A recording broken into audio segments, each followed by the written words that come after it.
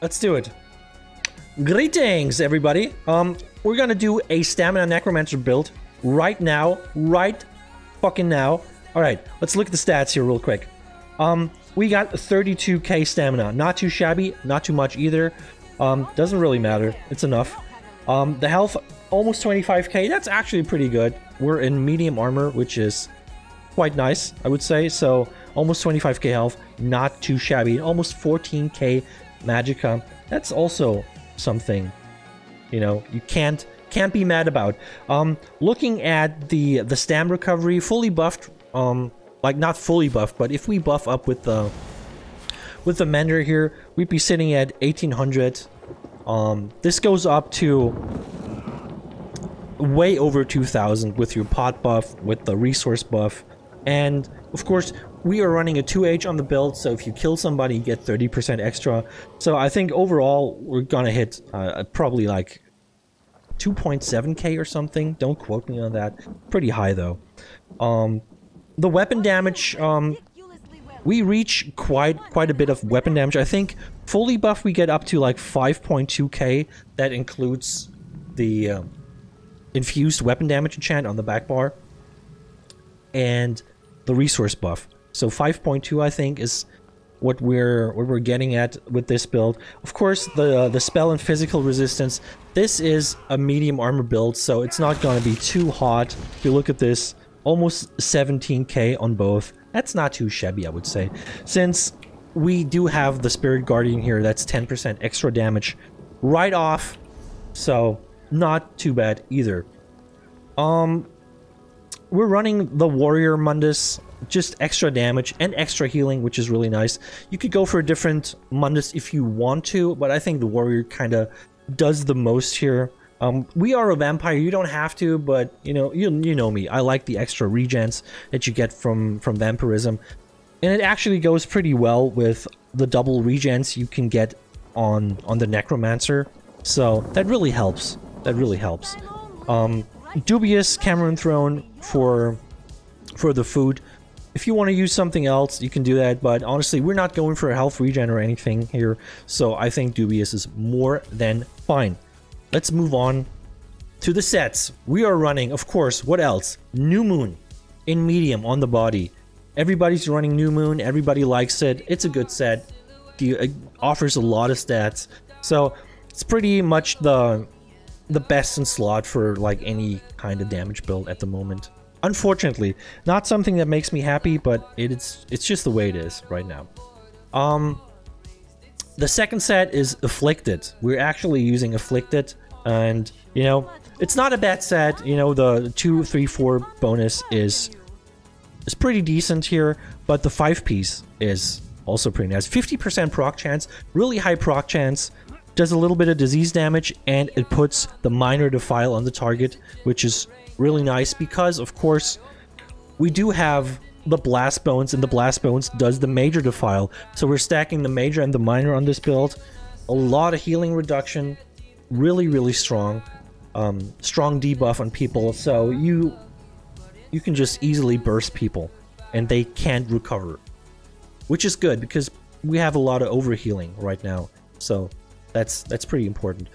The monster set Bloodspawn is just overall, man, it's such a good set. It gives you the regen, gives you the tankiness, it gives you the ultimate gen.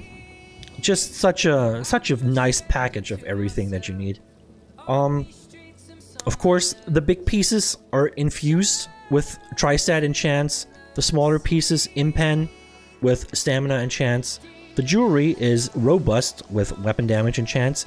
You can go for infused if you want to, but you know, if you watched my build videos before, I'm not a big fan of doing the infused jewelry. It doesn't do too much for me. I like the extra stamina more than I like the extra weapon damage. So, but that's up to you, you know. We got the infused bow, of course, with the weapon damage enchant on the back bar, and then the sharpened afflicted maul, which is empty. With the shock enchant. Shock enchant, of course, is for the minor vulnerability proc, which is really nice. So yeah, that is the gear setup, ladies and gentlemen. You could also run a poison if you want. Wouldn't be bad either, but I think the shock damage enchant does it for me. Let's move on to the skills real quick. So we're using Silver Leash as our, you know, when I started this build, I was using Dizzying Swing, but I'm not a fan of Dizzying Swing, so we switch over to Silver Leash, and that's a really trolly skill. It's not like a hard CC, but it's hard enough for me, I think. It pulls people, it gives them like a weird little CC that they don't have to break, but it catches them off guard most of the time. And the way you would do this is you would, of course, cast the Blast Bones, and before Blast Bones actually jumps to the target, you pull them in with the Silver Leash, and then go over to the Reverse Slice and execute them. You know, maybe even if you have a Dawnbreaker ready, just hit them with the Dawnbreaker. When you pull them in, boom, execute. That's the combo. Like I said, the Blast Bones here for the next skill, a lot of damage up front, a lot of healing reduction. They actually work pretty well these days.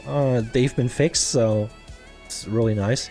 And it's, of course, AoE. You hit a lot of people, you can just cast that thing right into a Zerg. It jumps in there, hits everybody, puts Major Defile on everybody. Really nice. Then, of course, the Reverse Slice here as our execute. Not happy with the execute right now. It's a little buggy, but I mean, we need something to execute people, so that's the only thing we have. I would recommend definitely going for the Reverse Slice, the AoE morph, instead of the other one. I think it's just better. If you hit multiple people, you want to just execute them all instead of like doing like executes on single targets. That's just a waste of time, in my opinion. And then, of course, we got Crit Rush or Gap Closer. It does a decent amount of damage. And that's all that there is to it. Rally as our weapon damage buff and a little bit of like an off heal, you know. It procs pretty high. Like you get like sometimes like 15k rally heals. That's pretty nice, not gonna lie. Outside of that, that's all it does really. The ultimate is Dawnbreaker, of course. We're looking for like a cheap ultimate that has a lot of firepower, and Dawnbreaker really fits the bill here. It does upfront damage, it does some nasty damage over time, and it knocks everybody down in the area, which is super strong. Especially if the Blast Bone's coming in and you just knock everybody down with the Dawnbreaker and then execute. Yeah, that's the combo. On the back bar, we got Resolving Vigor. This is our main heal, basically. Takes for a lot of heals here. Fully buffed, this is like 25k or something. It's a lot of heals going on.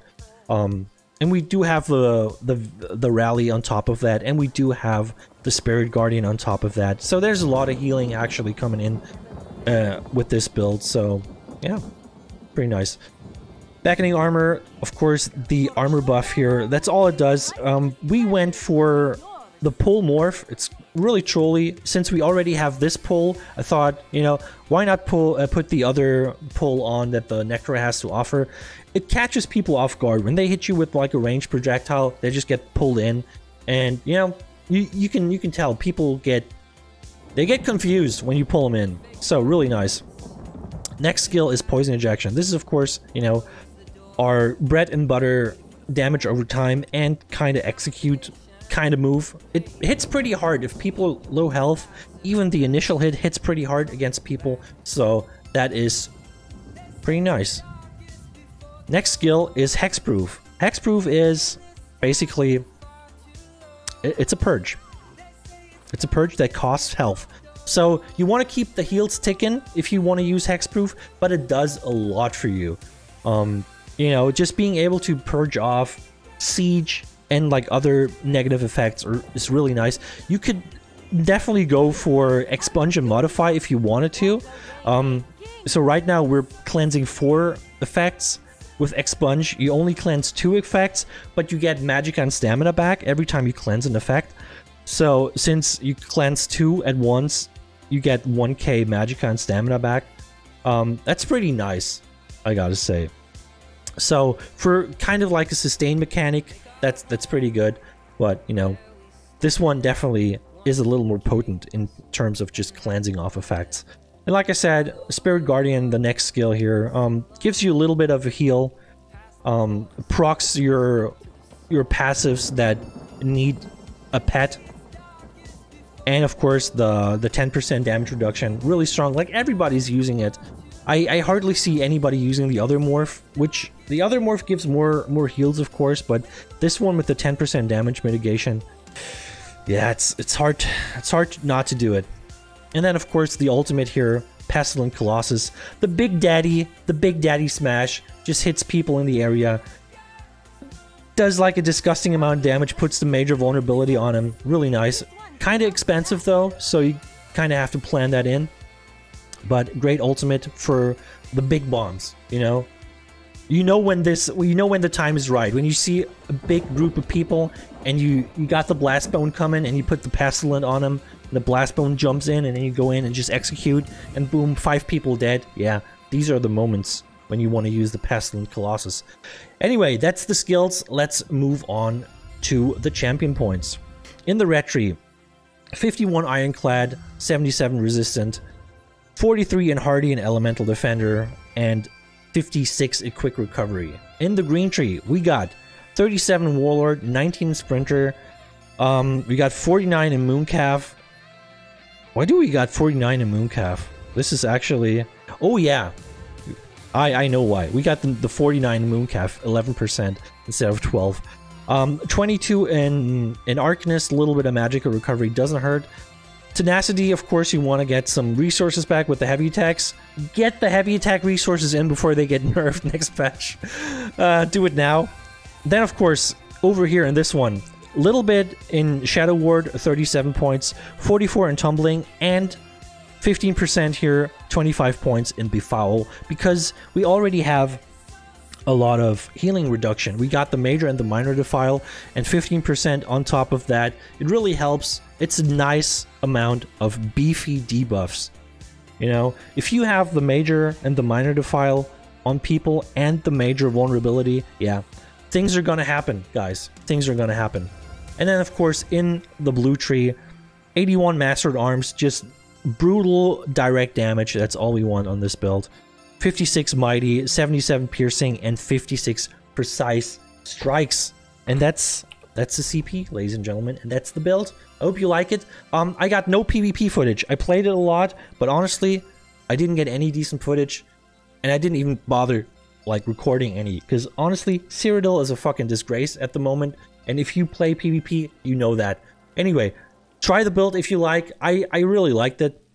Really strong build with all the debuffs, and yeah, I hope you enjoy. See you next time.